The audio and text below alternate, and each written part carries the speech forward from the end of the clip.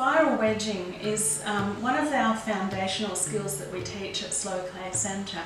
The reason we do it is because it enables us to prepare our clay for throwing off the hump.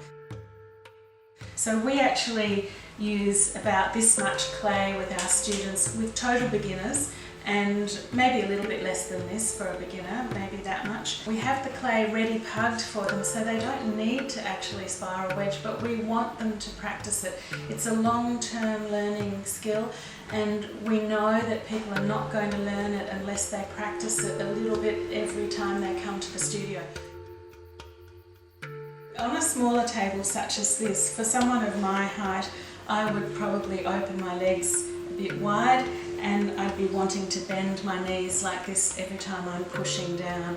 For a taller table, I would have my one leg back and one leg forward, and I'd be rocking into it like this as I'm pushing.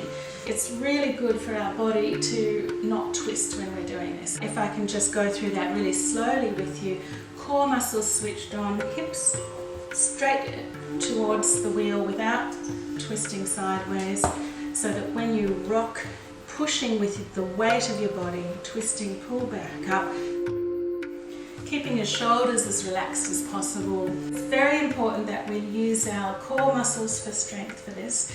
Use the rocking momentum, the weight of our body behind us doing the work, rather than standing still and pumping our muscles. If you've learnt the ram's head method, which most people would in the Western world at least, then this will be fairly straightforward to you. But we're going to start to push a little bit more with the right hand, and it doesn't matter which hand you use for this on top. You could be going the other direction with your left hand on top, and that would be equally fine.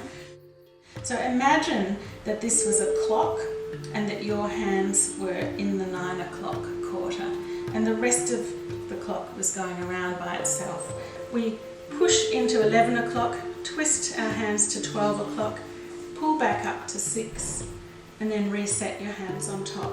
So 11, 12, 6, and that should help you to keep your hands still and just the clay turning around underneath them.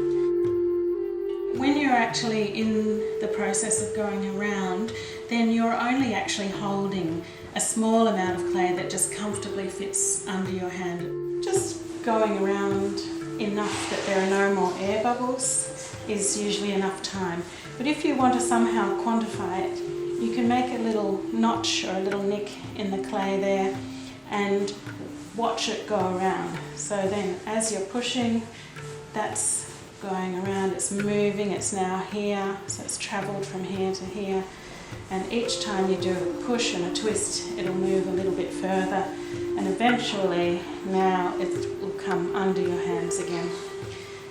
If you can think about these petals of the flower being like a minute hand going around a clock, then if you can get 60 of those in a circle, then you're doing pretty well. So you're probably doing twice as well as me or more, and that will help you to slow down. It's really important that you have small pushes, so every time you're pushing you're only twisting a centimetre or less, and that will enable you to get more pushes in for every circle that you cover.